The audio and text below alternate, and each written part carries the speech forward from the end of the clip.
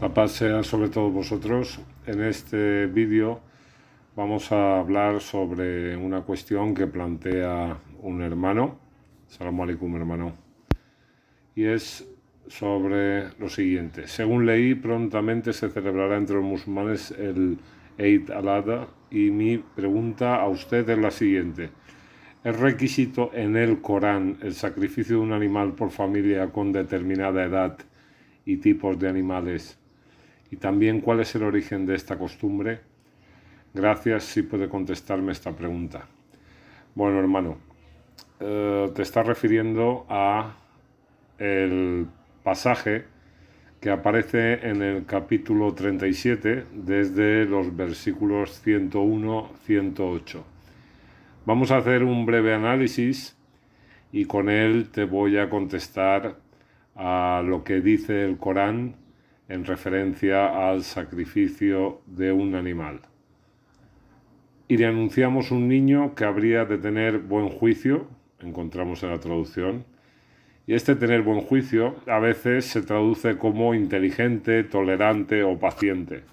Pero la palabra en árabe es halimín, que tiene una raíz cuyos sentidos básicos son, curiosamente, tener una visión durante el sueño y no apresurarse. Del segundo sentido se construyen las mencionadas acepciones: inteligente, tolerante y paciente. Pues para ser todas esas cosas es necesario ser una persona que no se apresura al hablar o actuar. Sin embargo, su sentido más básico, el de tener una visión durante el sueño, nunca se menciona. Irónicamente, si alguien tenía el don de ver en sueños, era el hijo y no el padre.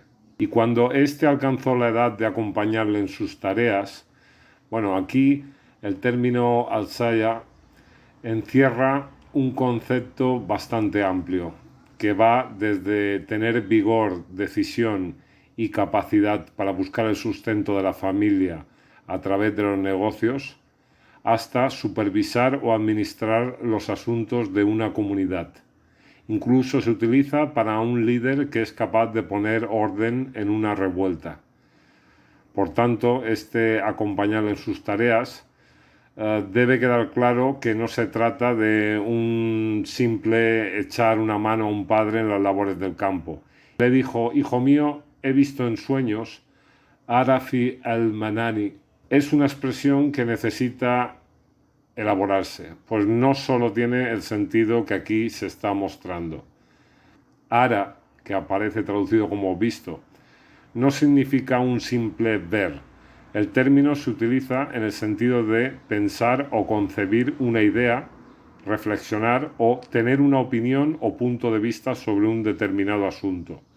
Esto entre muchos otros significados. Al-Manani tiene el sentido básico de encontrarse en un estado estático. De ahí se origina la acepción de estar durmiendo o soñando. Lo que ocurre que en árabe se utiliza también en el sentido de llegar a un lugar, bajar la intensidad de una actividad o incluso para describir un negocio sin ventas.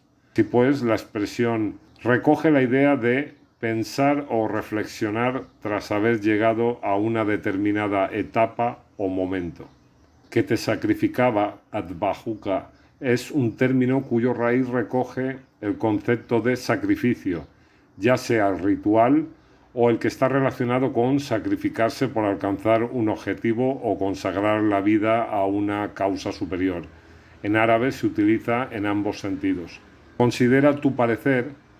Si te fijas, tara o parecer tiene la misma raíz que el he visto de Ibrahim. Así que debemos entenderlo como reflexionar y no parecer.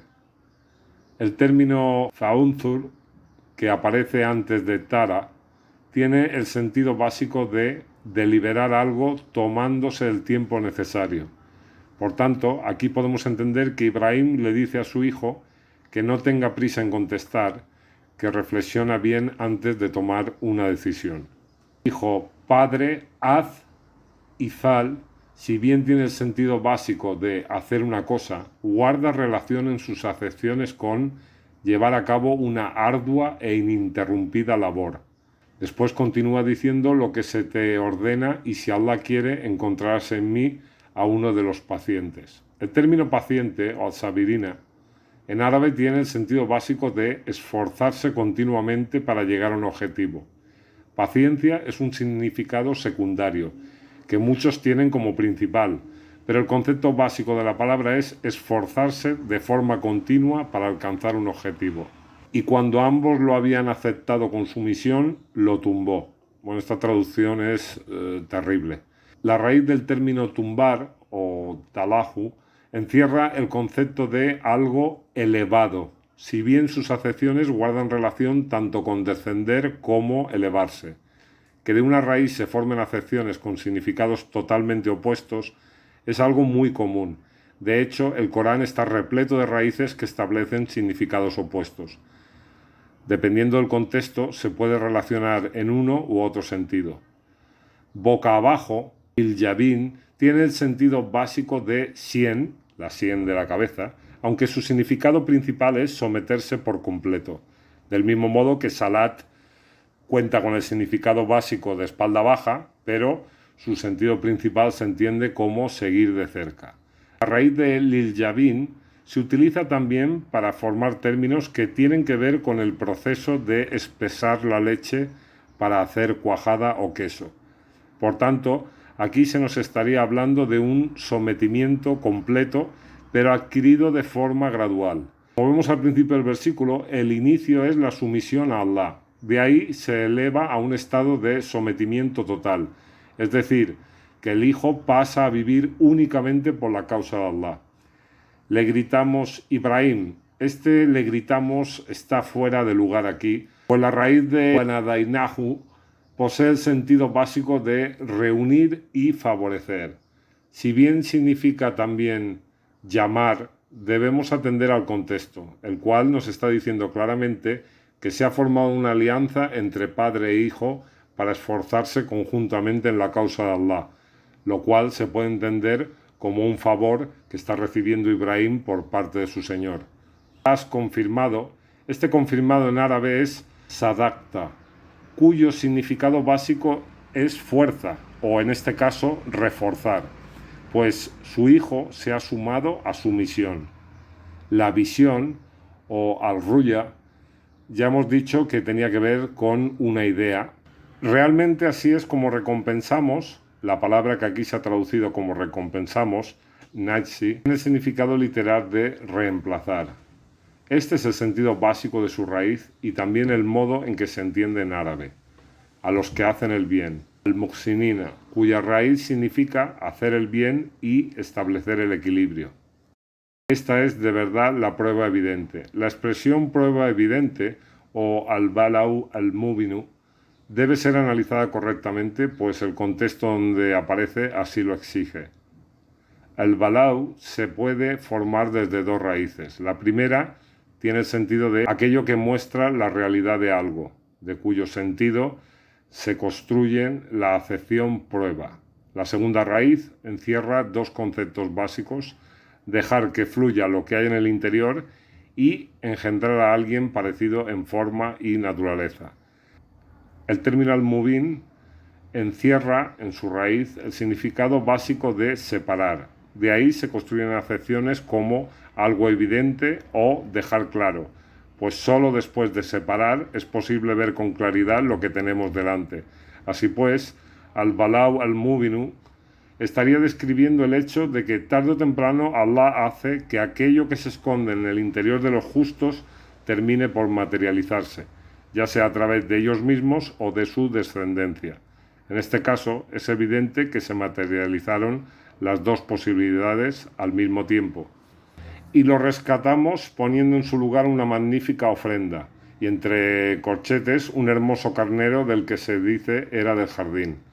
Esta célula. La información entre paréntesis no aparece en ningún lugar del Corán, ni existe nada en él que nos haga pensar que se debe sacrificar a un animal.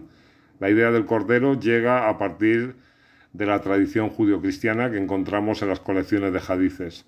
El versículo consta solo de tres palabras que tienen un sentido muy claro. Sin embargo, vemos que el autor de esta traducción ha elaborado un significado que poco tiene que ver con lo que se está diciendo en árabe. Más bien está traduciendo según el hadith.